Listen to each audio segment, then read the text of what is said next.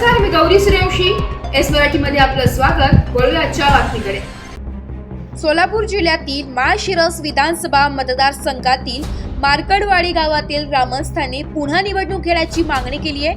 EVM मशीनवर विश्वास दाखवत गावकऱ्यांनी मार्कडवाडी गावात फेरमतदानाचा निर्णय घेतलाय.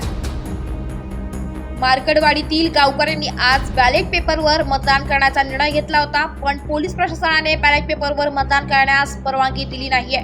मतदान करण्यासाठी गावकऱ्यांनी मतदान केंद्राबाहेर गर्दी केली होती, पण मतदान करण्यासाठी येणाऱ्यांवर गुन्हा दाखल करू असे पोलिसांनी सांगितले होते. पोलीस प्रशासनाकडून दबाव येत असल्याने ही मतदान प्रक्रिया थांबवण्यात आली आहे. मार्कडवाडी गावामध्ये आतापर्यंत शरद पवार गटाचे नेते उत्तम जानकर यांना मताधिक्य मिळत होते, पण या निवडणुकीमध्ये भाजपचे उमेदवार राम सातपुते यांना मताधिक्य मिळाले. त्यामुळे उत्तम जानकर यांनी स्वखर्चाने गावात बॅलेट पेपरवर मतदान घेण्याचा निर्णय घेतला.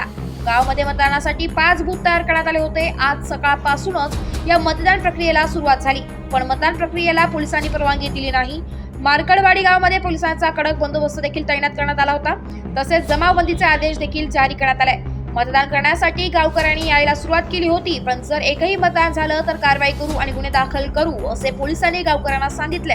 त्यामुळे दहशतीखाली आलेल्या नागरिकांनी मतदान केले नाहीये. या गावामध्ये प्रशासनाची दहशत होती, त्यामुळे शेवटी मतदान प्रक्रिया थांबवण्याचा निर्णय उत्तम जानकर यांनी घेतलाय.